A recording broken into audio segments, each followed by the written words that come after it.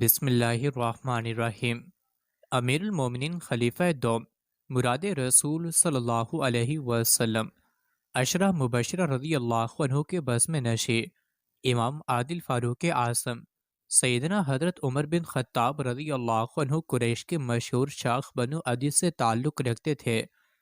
آپ کا نام عمر رضی اللہ عنہ، لقب فاروق اور کنیت ابو حفص تھی۔ والد کا نام خطاب بن نفیل اور آپ کی والدہ کا نام خنتمہ تھا۔ یرب کے مشہور سردار حشام بن مغیرہ کی بیٹی تھی۔ آپ رضی اللہ عنہ کا سلسلہ نسب 8ویں پشت پر حضرت صلی اللہ علیہ وسلم سے مل جاتا ہے۔ قریش کی سفارت اور مقدمات کی ثالثی کا عہدہ آپ صلی اللہ علیہ وسلم کے خاندان سے مخصوص و متعلق تھا۔ آغاز شباب ہوا تو نصب دانی، تیر اندازی، سپہ گیری، پہلوانی اور خطابت میں خصوصی مہارت حاصل کی۔ انتہائی نڈر اور بہادر تھے اور اکثر عکاس کے میلے میں اپنے کمالات کا مظاہرہ کرتے تھے۔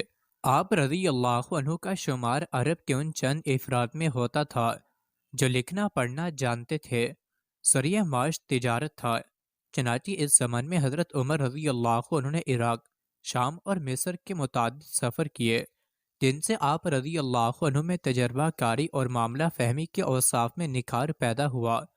نبوت کے چھٹے برس مشرف با اسلام ہوئے اور دربار رسالت سے فاروق کا خطاب حاصل کر کے تاریخ عالم کی فقید المثال شخصیات میں داخل ہو گئے جنہیں انگلیوں پر گنا جا سکے۔ حضرت عمر رضی اللہ عنہ کے اسلام لانے سے قبل تقریباً 40 افراد دولت اسلام سے فیضیاب ہو چکے تھے۔ آپ رضی اللہ عنہ کے اسلام قبول کرنے کے بعد مسلمانوں نے اعلانیہ خانہ کعبہ میں نماز ادا کی۔ حضرت عمر رضی اللہ عنہ کو اسی جرت پر فاروق کا لقب عطا ہوا۔ تاریخ شاہد ہے کہ فاروق اعظم رضی اللہ عنہ کو سید عرب و عجم، رحمت دو عالم، خاتم النبیین، نبی کریم حضرت محمد صلی اللہ علیہ وسلم نے اپنے رب کریم سے دامن دعا پھیلا کر مانگا تھا۔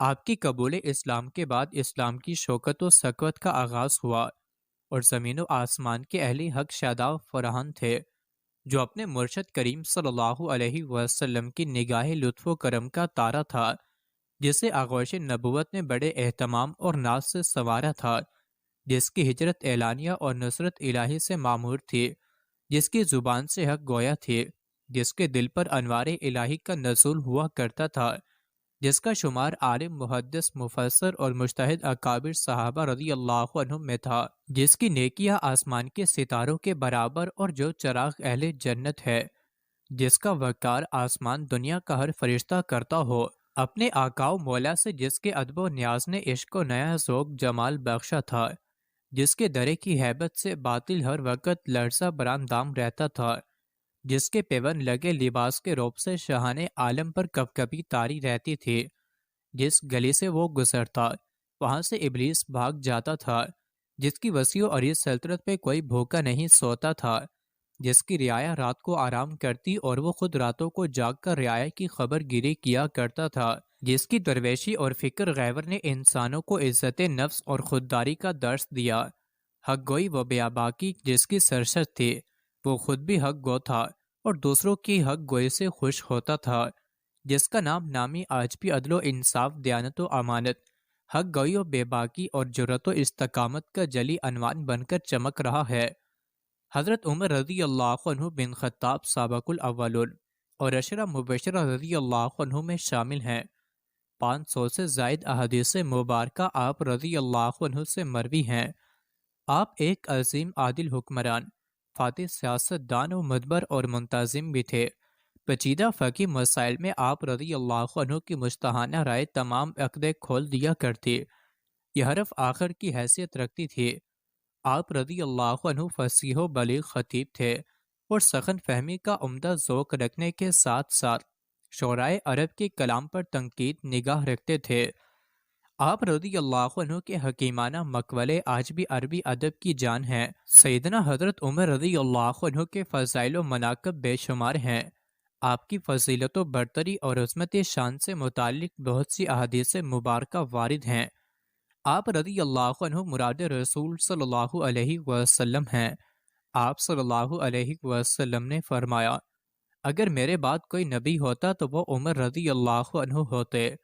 حضرت صلی اللہ علیہ وسلم اور آپ صلی اللہ علیہ وسلم کے اہل بیت اطہار رضی اللہ عنہما سے سیدنا عمر رضی اللہ عنہ والہانہ عقیدت و محبت رکھتے تھے، جس کے ان گنت واقعات تاریخ و کتب سیرت کی زینت ہیں۔ حضرت صلی اللہ علیہ وسلم کی حیات مبارکہ میں آپ خاتم النبیین صلی اللہ علیہ وسلم کے انتہائی قریب اور مشیر خاص رہے، اور تمام معرکوں میں بڑھ چڑھ کر حصہ لیا، اور تمام غزوات میں نبی کریم صلی اللہ علیہ وسلم کے شانہ بشانہ رہے۔ سیدنا حضرت ابو بکر صدیق رضی اللہ عنہ کے عہد خلافت میں بھی ان کے دست راست مشیر اور قاضی رہے۔ خلیفہ رسول افضل البشر بعد از الانبیاء سیدنا حضرت ابو بکر صدیق رضی اللہ عنہ کے وصال کے بعد خلافت راشدہ کی باغ دوڑ سنبھالی اور زندگی کے ہر شعبے میں اصلاحات کی، جن سے اقوام عالم ہمیشہ فیضیاب ہوتی رہے کہ فاروق اعظم رضی اللہ عنہ نے اپنے مبارک دور میں بہت سی سیاسی، انتظامی، معاشی، معاشرتی اور تمدنی اصلاحات ایجاد فرمائیں۔ ان کو اولیات عمر رضی اللہ عنہ کے نام سے یاد کیا جاتا ہے، جن میں سے کچھ یہ ہے: بیت المال کا قیام، سن ہجری کا آغاز، امیر المومنین کا لقب اختیار کیا، عدالتیں قائم کی اور قاضی مقرر کیے، فوجی دفتر ترتیب دیے اور فوجی چھاونیاں قائم کی، مردم شماری کرائی، ملک کی پیمائش کا قاعدہ جاری کیا، جیل خانہ جات اور پولیس کا محکمہ قائم کیا، نہریں کھدوائیں، کئی شہر آباد کرائے، مثلاً کوفہ، بصرہ، فسطاط، قاہرہ وغیرہ، رضاکاروں کی تنخواہیں مقرر کی، دیگر ملکوں کے تاجروں کو ملک میں آنے اور تجارت کی اجازت دی، راتوں کو گشت کر کے رعایا کا حال معلوم کرنے کا طریقہ نکالا، پرچہ نویس مقرر کیے، مسافروں کے لیے کنویں اور سرائے تعمیر کیے، ریاست کو باقاعدہ صوبوں میں تقسیم کیا، وظائف کا اجرا کیا، مفلوک الحال غیر مسلموں کے لیے روزینے مقرر کیے، حج و اشعار کہنے والوں کے لیے تعزیر مقرر کی، نماز تراویح بعد جماعت پڑھنے کا اہتمام کیا، نماز جنازہ میں 4 تکبیروں پر سب کا اجماع کیا، مساجد کے اماموں اور مؤذنوں کی تنخواہیں مقرر کی، وغیرہ وغیرہ۔ اپنے ہی دور خلافت میں اس وقت کی سپر پاورز روم و ایران کو شکست فاش دی، اور یوں کیسر و کسرہ کی شہنشاہیت کی تاریک دور کا خاتمہ ہوا۔ آپ رضی اللہ عنہ نے نظم حکومت کو ایسا انصاف عطا کیا کہ جس پر انسانیت کو ہمیشہ ناز رہے گا۔ امیر المومنین سیدنا فاروق اعظم رضی اللہ عنہ نے اپنے دور خلافت میں 1000 سے زائد شہر ماں ان کے مضافات اپنے حسد تدبر سے فتح کیے اور وہاں قرآن و سنت کا حقیقی نظام نافذ فرمایا۔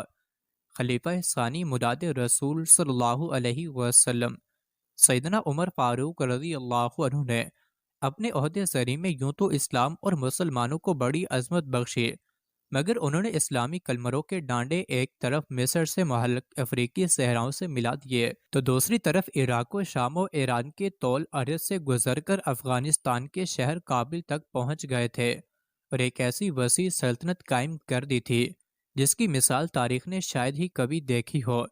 سیدنا عمر فاروق اعظم رضی اللہ عنہ 22 لاکھ مربع میل کے مقتدر فرما روا تھے، لیکن آپ رضی اللہ عنہ کے تقوی، سادگی اور زہد و قناعت کا یہ عالم تھا کہ آپ رضی اللہ عنہ کے کرتے پر کئی پیوند لگے ہوتے اور غذا میں خشک روٹی اور کھجور کھا کر اللہ تعالیٰ کا شکر ادا کرتے۔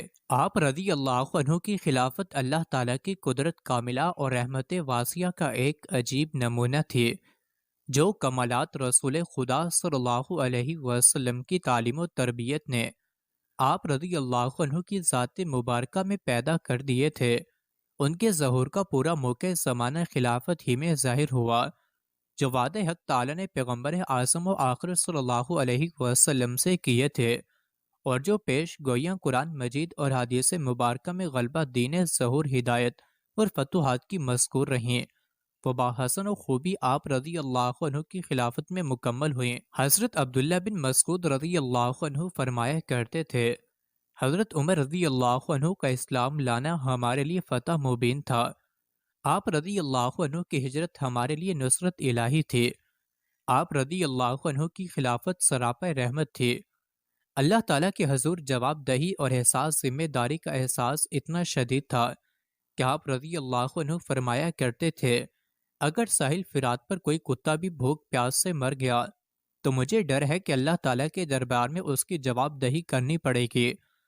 آپ رضی اللہ عنہ کی شخصی عظمت کا اعتراف اپنوں کے علاوہ اغیار بھی کرنے پر مجبور ہیں۔ اپنے دور خلافت میں حضرت عمر رضی اللہ عنہ نے اسلامی حکمرانی کا جو نمونہ پیش کیا، بڑے بڑے عالموں، مورخوں، جرنیلوں اور سیاست دانوں نے ہمیشہ اسے خراج عقیدت پیش کرتے ہوئے دنیا کی حکمرانوں کے لیے لائق تلقین نمونہ قرار دیا ہے۔ شہادت کے بعد آپ رضی اللہ عنہ اپنی آرزو اور تمنا کے مطابق روضہ نبوی صلی اللہ علیہ وسلم میں حضرت ابو بکر صدیق رضی اللہ عنہ کے پہلو میں آسودہ خاک ہوئے، اور یوں جس طرح زندگی میں حضور صلی اللہ علیہ وسلم کی مائیت حاصل تھی، بعد ازاں شہادت بھی شافع محشر صلی اللہ علیہ وسلم کی ماست حاصل ہے۔ حضرت عمر فاروق رضی اللہ عنہ نہ صرف اسلامی تاریخ بلکہ تاریخ عالم کا روشن ترین اور درخشاں باپ ہیں۔ آپ رضی اللہ عنہ کا نام نامی آج بھی جرأت و استقامت، حق گوئی، بے باکی اور عدل و انصاف کا مہکتا استعارہ اور ضرب المثل بنا ہوا ہے۔ سیرت فاروق اعظم رضی اللہ عنہ پر ایک نظر۔ آپ کا نام عمر، کنیت ابو حفص، جبکہ آپ فاروق اعظم کے لقب سے مشہور ہیں۔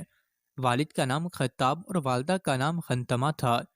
سلسلہ نسب 8ویں پشت میں رسول اللہ صلی اللہ علیہ وسلم سے ملتا ہے۔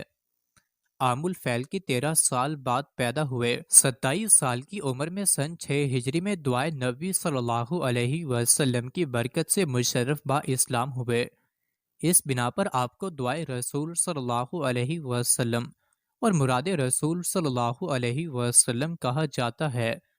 آپ کا رنگ گندم گو، داڑھی گھنی اور مونچھیں قدرے بڑی، قد نہایت دراز، یہاں تک کہ سینکڑوں کے مجمع میں کھڑے ہوتے تو سب سے سربلند نظر آتے۔